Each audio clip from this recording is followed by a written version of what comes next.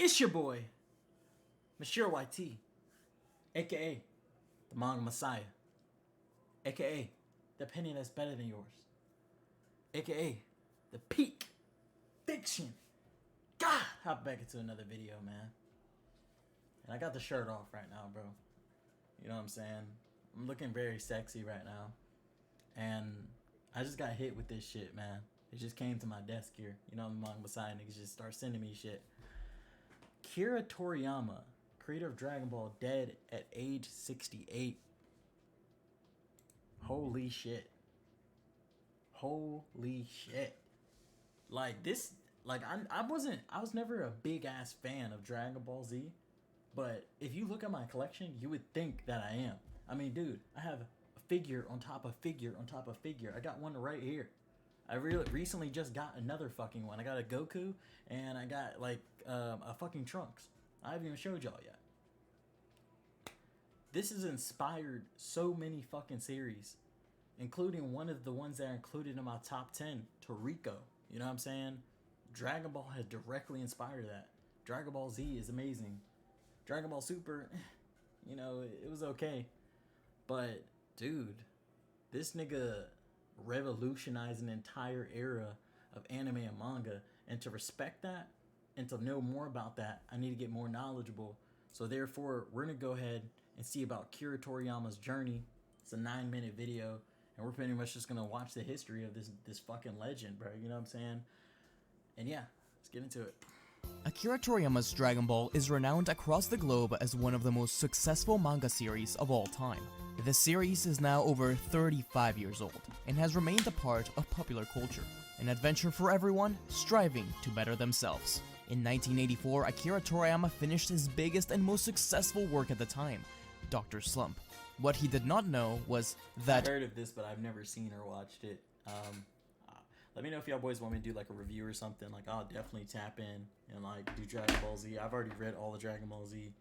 I've already read Dragon Ball at this point. Like, but I haven't did a review, but I would definitely do a review on it if you guys want to see that or something like this. The success he had with Aurelia and her friends would pale in comparison to his next work. But why did Toriyama create Dragon Ball?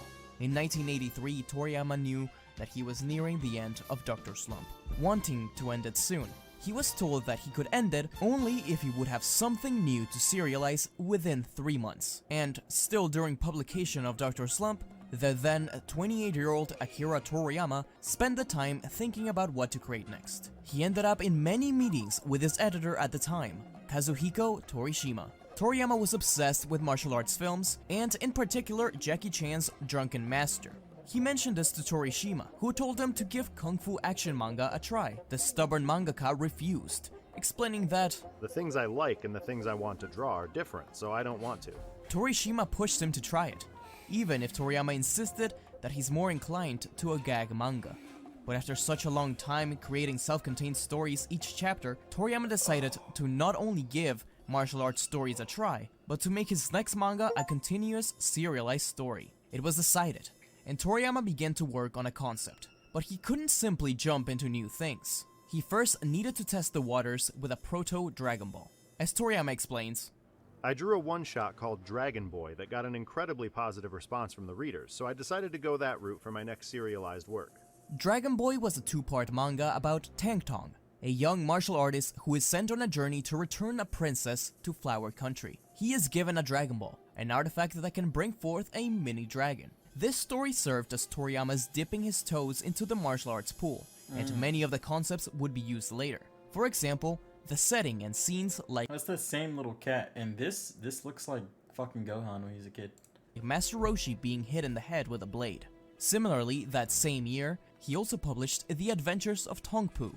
This one-shot manga served as another way for Toriyama to test things out. Things such as capsules, designs, and even events, like the protagonist being shot at a first meeting, all eventually carried over to Dragon Ball.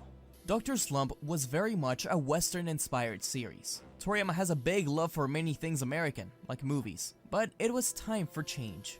So we wanted to have the story operate in a very different world from that of Dr. Slump, so the opposite of California for me was something like China. I wanted to make the whole thing completely different, in fact. the opposite of Dr. Slump. The protagonist wouldn't be a girl, but a boy.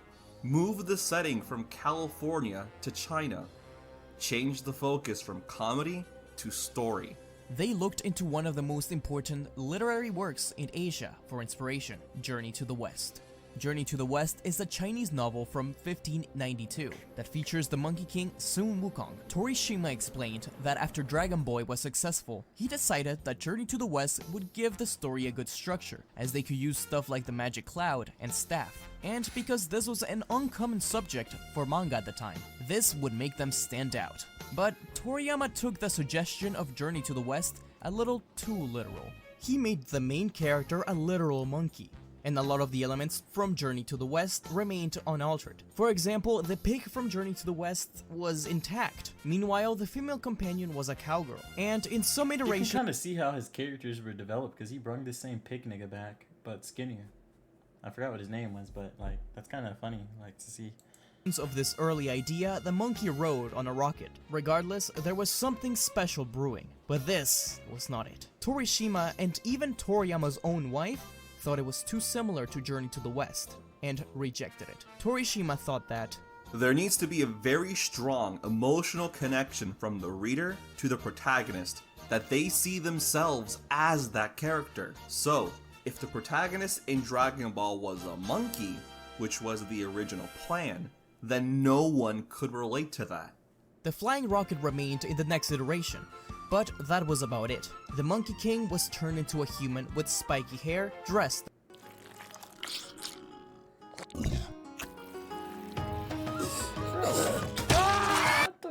What are these ads? This would not make me want to play this game. as a schoolboy, while the cowgirl became a gun-wielding city girl. Pieces of Dragon Ball as we know it began to take shape. In particular, Goku looks almost as he will in the final draft. Toriyama was dead set on the name for the main character, Son Goku. One of the main problems with this draft was the fact that there was no edge to Goku, and he looked bland. I wanted him to have some kind of distinguishing characteristic. The protagonist in Dragon Boy had wings, so I wanted a distinguishing characteristic in that sense, where you could tell it was him just by looking. So I gave Goku a tail, so even if he was hidden behind a rock, if you could still see his tail, you'd know that it was Goku. Goku was Son Wukong, Bulma was Tripitaka, Oolong was Zhu Beiji, and Yamcha was Sha Wujing. Sorry for the mispronunciation. The parallels to Journey to the West were apparent, so those changes were necessary. Thus, Goku along with the main cast were finalized. There were very few changes between this art and the final version. In particular, Bulma was given her true name, based off of women's underwear, and made sexier to comply with the editor demands. The idea of the new versions for the Dragon Balls The editor's demands? Fucking freak. was also born around this time, though originally there were 8 rather than 7. According to Toriyama, he decided to subtract 1, because Nanso Satomi Hakeden, an epic Japanese story published from 1814 to 1842, had a story involving 8 beats. Though he was influenced by the story, he did not want it to be too similar. It is worth noting that Toriyama went on an unrelated trip to China with his wife during his break from writing manga, and he said that that experience came in handy. Thus, on November 20th, Dragon Ball was born. It all began on Weekly Shonen Jump issue 51 from 1984. The first chapter was named Bulma and Son Goku. When it came You see how much you have to go through to get where you want to get, bro? Like, this idea didn't just pop in a bro's head like, bam, okay, let me just do this. Some nigga named Goku, we got Saiyans, we got this versus that. You see the process, bro, and him never giving up in order to get to this point where he's at now, bro, and becoming one of the most renowned manga creators in fucking existence. You see the build up, the snowball effect? This nigga's left behind a legacy in history, bro. And I bet you, bro, with his death coming, bro, shit that's autographed by him, figures like these that come out one time or something like that are about to go the fuck up. And niggas is gonna start scalping like a motherfucker. Just wait. Niggas gonna start, bro, whole set of Dragon Ball about to go for blah blah blah X price, nigga. You thought it was a little expensive before, it's about to be more expensive now. And then paper companies start purposely not printing anymore. They'll stop printing Dragon Ball or Dragon Ball Z for like a short period of time. And then, yeah. Wow, bro. This guy's amazing. Came time to select the voices for the cast. Toriyama had quite a say on a few characters. Masako Nozawa auditioned, and she was handpicked by the author. He has even said that whenever he sees Goku now, he hears Nozawa's voice. The only voice that was specified by him was Krillin, as Toriyama wanted him to be played by Mayumi Tanaka, and he got his wish. The anime began on the 26th of February, 1986, while the manga was 63 chapters in. The rest, as they say, is history. Toriyama would go on to have great success, in particular starting from the 21st Tenkaichi Budokai arc. But there is one more piece of the puzzle I wanted to mention. Dragon Ball wouldn't be the same without the most iconic technique, the Kamehameha. I believe Toriyama explained it best. I thought I'd see if I could express ki energy, which can't be seen with the naked eye, in a boy's magazine sort of way. Alright. When no one was around, I did a variety of poses and decided on one that looked cool, which was that pose. Incidentally, for the name Kamehameha, I was wondering whether there was a decent name along the lines of something something ha. When my wife said as a joke, Kamehameha would be fine, wouldn't it? So I used it as is. Of course, it's taken from King Kamehameha of Hawaii. W wife. The manga lasted for 519 chapters, until May 23, 1995, where Goku's story concluded in the pages of Weekly Shonen Jump number 25 of 1995. The final chapter was appropriately titled Bye Bye Dragon World. But that wasn't the end of Dragon Ball just yet. The anime would continue until January of next year, only to be renewed the next month with a TV original Dragon Ball GT, for which Toriyama made a... Now, GT I've never seen. I heard GT wasn't that great from some people, but maybe I need experience for myself in order to really formulate an opinion on that for real, but let me talk his shit. A lot of the designs for. Even after the anime ended, Dragon Ball lived on largely through video games, and sadly, a horrific live-action film by the name of Dragon Ball Evolution. Yeah, However, that shit was ass. I remember that. not everything was bad that came from the film. The disappointment in that movie prompted Toriyama to be more involved in the series, even helping in the creation and reworking of the then at the time in production Battle of Gods. This led to a resurgence of Dragon Ball that has lasted till this day, including things... Dude, the games are still fire. People still play the games till this day. Dude, Budokai Tenkaichi, bro. I remember playing Budokai, bro. Used to...